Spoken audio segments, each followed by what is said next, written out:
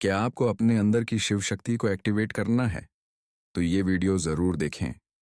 आज मैं आपको उस प्राचीन ग्रंथ का वो निचोड़ देने जा रहा हूँ उसे नागा साधु कालभेदन कहते हैं, यानी समय को चीर कर अपनी वास्तविकता खुद लिखना।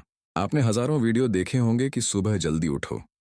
सफल लोग 4 बजे उठते हैं, लेकिन कोई आपको ये नहीं बताता कि उठने के बाद उन पहले 3 मिनटों में अपने अंदर की शिव शक्ति को एक्टिवेट कैसे करना है।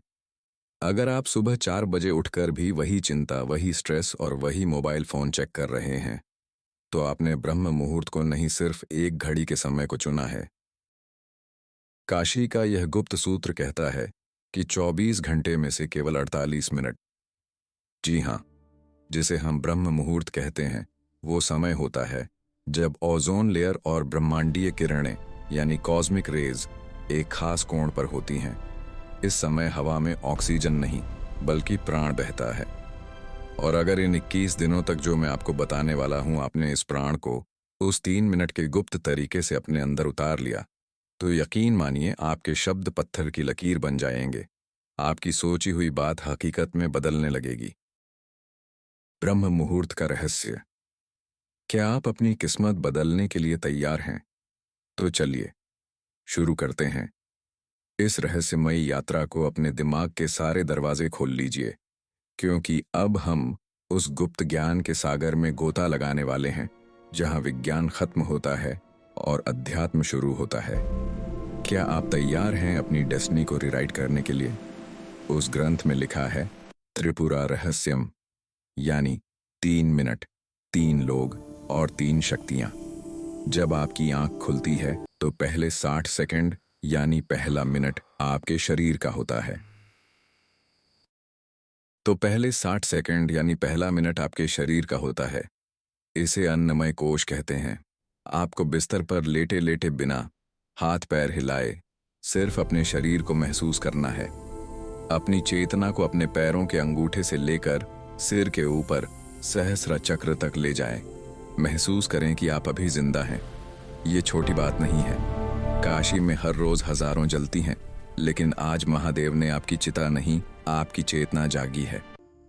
इस पहले मिनट में आपको आभार यानी ग्रेटिट्यूड महसूस करना है। कहिए, हे महाकाल, मुझे ये नया जीवन, ये नया अवसर देने के लिए धन्यवाद। फिर आता है दूसरा मिनट। ये सबसे महत्वपूर्ण है। यह प्राण कोश का समय। अब अपना पूरा ध्यान अपनी सांसों पर ले आएं। ग्रंथ कहता है, सांस ही शिव की रस्सी है। ब्रह्म मुहूर्त में आपकी दोनों नाड़ियां एडा यानी चंद्र और पिंगला संतुलन में आने की कोशिश कर रही होती हैं। आपको बस अपनी सांसों की गति को देखना है। उसे बदलने की कोशिश ना करें। बस देखें कि हवा कैसे अंदर जा रही है और कैसे बाहर आ रही है। इस दूसरे मिनट में विजुअलाइज करें कि हर सांस के साथ ब्रह्मांड की सुनहरी ऊर्जा यानी गोल्डन एनर्जी आपके अंदर भर रही है, और हर बाहर जाती सांस के साथ आपके शरीर की बीमारी, सुस्ती और नकारात्मकता काले धुएं की तरह बाहर निकल रही है। और अब आता है तीसरा मिनट। यह है मनोमय कोश यानी मैजिक का समय। जब शरीर शांत है, सांसें लय में हैं, तब आपका दिमाग एक कोरे कागज जैसा होता है। इस तीसरे मिनट में आपको अपना संकल्प दोहराना है। लेकिन सावधान, यहां लोग गलती करते हैं। वो कहते हैं, मैं अमीर बनना चाहता हूं या मैं स्वस्थ होना चाहता हूं। ग्रंथ कहता है, चाहत कमी को दर्शाती है।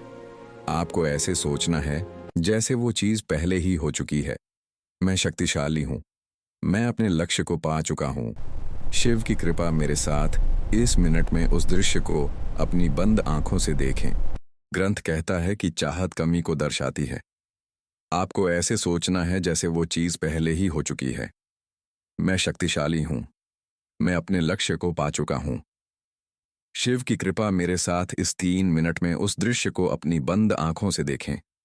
अपनी सफलता को, अपनी खुशी को, उसे इतना स्पष्ट देखें जैसे आप कोई एचडी मूवी देख रहे हो। जब आप ब्रह्म मुहूर्त की शांति में, थीटा स्टेट में यह बीज बोते हैं, तो पूरी प्रकृति, सारे पंचतत्व उस बीज को पेड़ बनाने में जुट जाते हैं।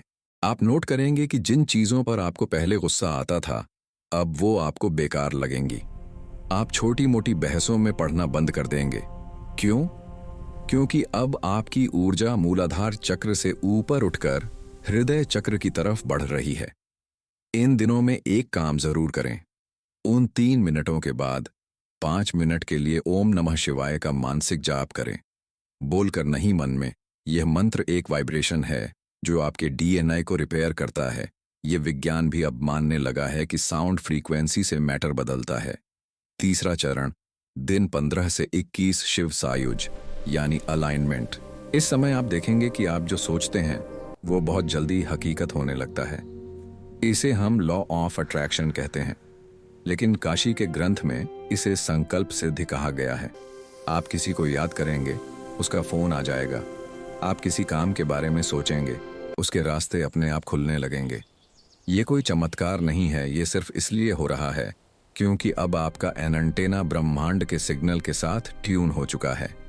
इन आखिरी 7 दिनों में अपनी उस 3 मिनट की विजुअलाइजेशन को बहुत मजबूत कर दें, क्योंकि अब आपका सबकॉन्शियस माइंड पूरी तरह खुला हुआ है। अब आप इसमें जो डालेंगे वह आपकी किस्मत बन जाएगा।